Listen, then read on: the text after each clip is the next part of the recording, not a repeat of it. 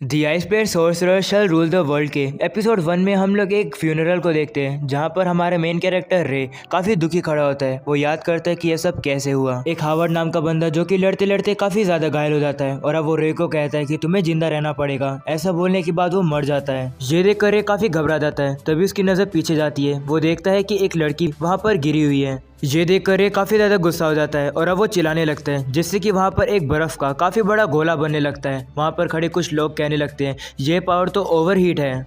वहीं बर्फ हटने के बाद रे को उसी लड़की को गोदी लेते हुए दिखाया गया है। और अब शुरुआत होती है एपिसोड 1 की, जिसका नाम है the world strongest young sorcerer. और अब रे पढ़ने के लिए एक एकेडमी में आया है। इस एकेडमी में सारे रॉयल लोग पढ़ते हैं। रे अंदर जाकर हॉल ढूंढ रहा होता है, तभी वो बीच रास्ते में रुक जाता है। इसके कारण से उसके पीछे चलने वाली एक लड़की उससे टकरा जाती है और वो नीचे गिरने वाली होती है। लेकिन तभी रे उस लड़की का हाथ पकड़ लेता है और उसे एक प्रिंसेस की तरह ट्रीट करता है। ये देखकर वो लड़की भी काफी शर्मा जाती है। वो लड़की रे से कहने लगती है कि बीच रास्ते में इस तरीके से नहीं रुकना चाहिए। ये सुनकर रे उस लड़की से माफी मांगता है और कहता है माफ करना, मैं यहाँ पर नया आया हूँ। ये सुनकर पीछे वाली लड़कियां कहने लगती है कि नए स्टूडेंट तो कल ही आ जाने चाहिए थे, लेकिन ये आज क्यों आ रहा है। तभी उन्हें याद आता है कि एंट्रेंस सेरेमनी में एक स्टूडेंट नहीं आया था और वो स्टूडेंट ना ही किसी नोबल फैमिली का है और ना ही किसी सोर्सरर फैमिली का है। वो तो सिर्फ एक नॉर्मल फैमिली का है। जैसे ये बात वो लड़की सुनती है कि रे एक नॉर्मल फैमिली से है, वो ये सुनकर काफी ज्यादा हैरान हो जाती है। तभी वहाँ पर खड़े कुछ स्टूडेंट भी रे को देखकर कहते हैं कि क्या ये वही है। रे एक अकेला ऐसा पर्सन है जो कि कॉमनर है, बाकी इस एकेडमी में सारे रॉयल पढ़ने आते हैं। वहीं वो लड़की काफी अजीब बिहेव करने लगती है। वो कहते हैं मुझे एक ऑर्डिनरी पर्सन ने टच कर दिया। ऐसा बोलने के बाद वो बेहोश हो जाती है। तभी वहाँ पर एक और बंदा आ जाता है जिसका नाम एल्बर्ट होता है। वो रे को देखकर कहता है कि क्या तुम ही वो रे हो। तो रे अपना हाथ आगे करके कहता है हाँ मैं ही रे हूँ। लेकिन वो एल्बर्ट रे के हाथ को साइड कर देता है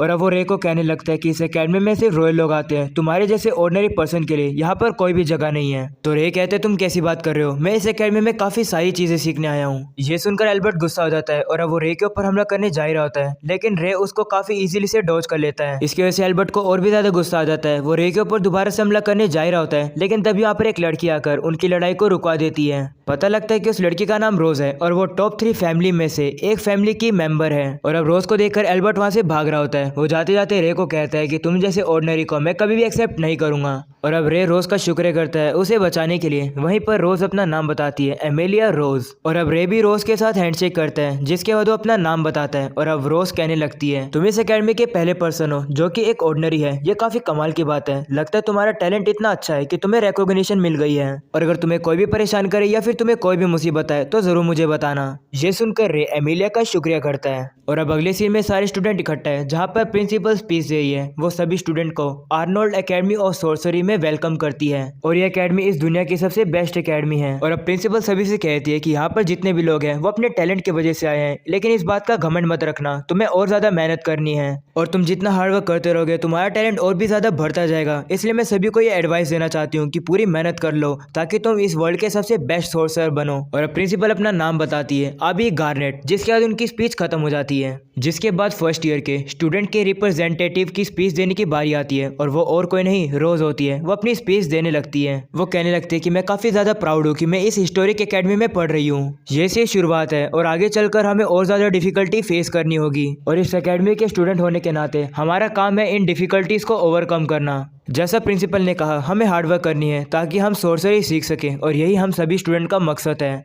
और अब अगले सीन में क्लासेस शुरू होती है, जहाँ पर सभी स्टूडेंट रे के बारे में ही बात कर रहे होते हैं। वहीं रे अपना इंट्रोडक्शन देता है और कहता है तुम सभी को पता ही होगा कि जब से ये एकेडमी बनी है मैं इस एकेडमी का पहला एक ऑर्डिनरी पर्सन हूँ और मैं अपना बेस्ट दूंगा एक अच्छा सोर्सर बनने के लिए। तुम लोगों से मिलकर अच्छा लगा। लेकिन अभी भी सभी स्टूडेंट के दिमाग में यही क्वेश्चन होता है कि आखिरकार एक कॉमनर इस एकेडमी में कैसे आ गया। वहीं टीचर भी रे को अपना नाम बताती है, हेलेना ग्रेडी, और कहते तुम मुझे मिस ग्रे बुला सकते हो। जिसके बाद रे को कहती है सीट पर बैठने के लिए। रे भी सीट पर बैठने जा रहा होता है। तभी एमिलिया उसे कहती है कि तुम्हारे साथ पढ़ाई करने में मैं काफी वेट कर रही हूँ। रे कहता है मैं भी वेट कर रहा हूँ। वहीं पर बाकी सभी स्टूडेंट कहने लगते हैं कि आखिरकार रोज एक कॉमनर पर्सन से कैसे बात कर रही है। वहीं पर एल्बर्ट तो रे को देखकर काफी गुस्से में लग रहा होता है और अब रे भी अपनी सीट पर बैठता है। वो खिड़की से बाहर देखता है। तभी उसे इमेजिन हो रहा होता है कि बाहर तो तबाही मची हुई है और उसका ध्यान बाहर ही होता है। तभी टीचर एक चौक उठाकर रे को मारने लगती है, लेकिन रे उसे अपनी 2 उंगली से पकड़ लेता है और अब वो चौक ब्लास्ट हो जाता है, जिसके कारण से उसका मुंह पूरी तरीके से सफेद हो जाता है। टीचर रे को कहते हैं कि अपना ध्यान क्लासरूम के अंदर रखो। जिसके बाद टीचर क्लास को पढ़ाना शुरू करती है। वो सबसे पहले सोर्सरी रैंक के बारे में एक्सप्लेन करती है। वो रोज से पूछती है कि क्या तुम्हें इस बारे में पता है, जिसके बाद रोज खड़ी होती है और बताती है कि सोर्सर सोसाइटी को 5 रैंक के अंदर सेपरेट किया गया है, ब्रॉन्ज, सिल्वर, गोल्ड और प्लेटिना, और 5वीं रैंक जो कि है होली रैंक, ग्रैंड। ये सुनकर टीचर कहती है तुमने सही जवाब दिया, किसी भी एरा के अंदर सिर्फ 7 ही ग्रैंड सोर्सर होते हैं जो कि सोर्सरी में काफी महान होते हैं, और उन लोगों को वर्ल्ड 7 स्ट्रॉन्गेस्ट सोर्सर कहा जाता है। ये एक ऐसा टाइटल है जो कि दुनिया के सारे सोर्सर अचीव करना चाहते हैं।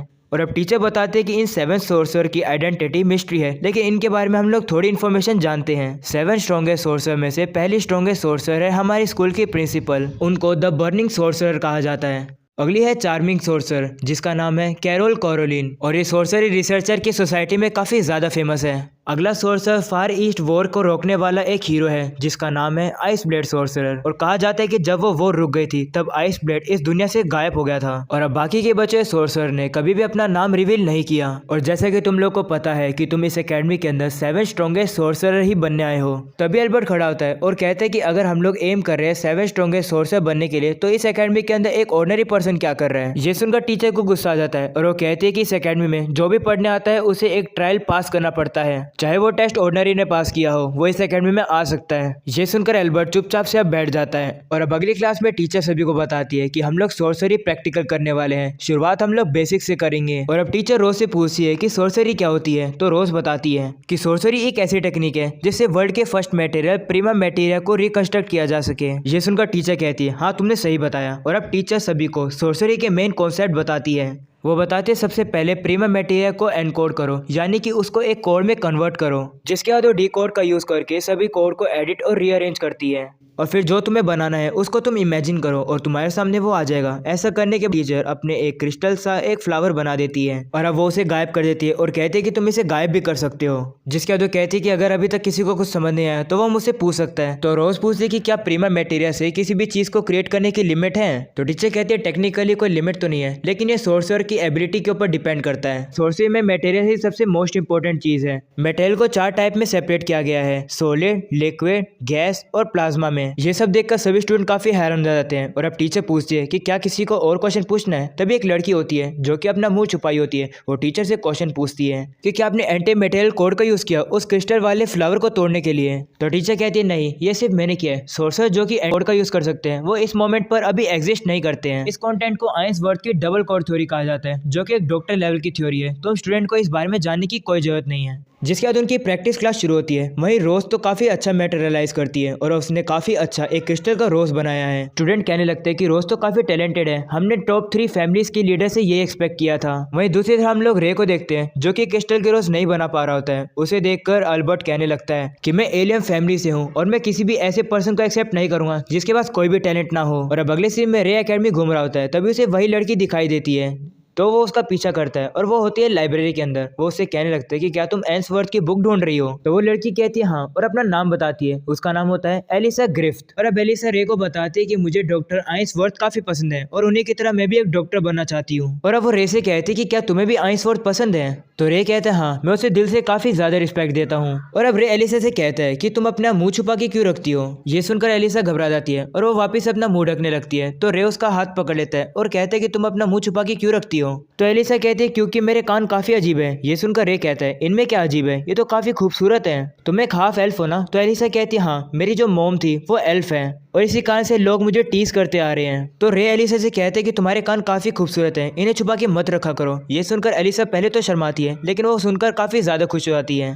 और अब शाम हो जाती है। एलिसा अलग रास्ते पे चली जाती है, रे अलग रास्ते पे चले जाता है। जिसके बाद रे एक बंदे के रूम में आता है और उस बंदे का नाम होता है एवी। रे एवी से कहने लगता है तुम्हारी रिक्वेस्ट सुनकर मुझे काफी खुशी हुई। वहीं एवी कहता है कि मुझे कोई फर्क नहीं पड़ता, तुम एक ऑर्डिनरी हो, मुझे सिर्फ एक ही चीज में बिलीव है। ऐसा बोलने के बाद वो दोनों हैंडशेक करते हैं, जिसके कारण से उनके कपड़े उतर जाते हैं और अब वो अब एक दूसरे को अपनी बॉडी दिखाने लगते हैं और एक दूसरे की बॉडी की तारीफ करने लगते हैं, जिसके कारण से वो अब काफी अच्छे दोस्त बन जाते हैं। और अब अगली सुबह रे जॉगिंग कर रहा होता है, तभी वो देखता है कि एक लड़की वहां पर खड़ी होती है। वो उस लड़की के पास जाकर उससे बात करने लगता है। वो लड़की रे से पूछती है कि क्या तुम नए स्टूडेंट हो। रे अपना नाम बताता है। ये सुनकर वो लड़की कहती है ओ, तो वो तुम ही हो, तुम्हारे ही बारे में इस एकेडमी में काफी बातें हो रही है। जिसके बाद वो लड़की अपना नाम बताती है रेबेका, जो कि एक 3rd ईयर स्टूडेंट है और वो ब्रैडली फैमिली से है। और अब एकेडमी जाते हुए रे एवी को रेबेका के बारे में बताता है। ये सुनकर एवी कहता है तो वो ब्रैडली फैमिली से है। ब्रैडली फैमिली भी टॉप 3 फैमिली में से एक है। तो रे पूछता है कि आखिरकार ये टॉप 3 फैमिली है कौन। मैं रूरल एरिया में बड़ा हुआ हूँ, इसलिए मुझे इन नोबल्स के बारे में नहीं पता है। तो एवी बताता है रोज, ब्रैडली और ग्रीन ये तीनों टॉप 3 फैमिली है जो कि रॉयल्टी है।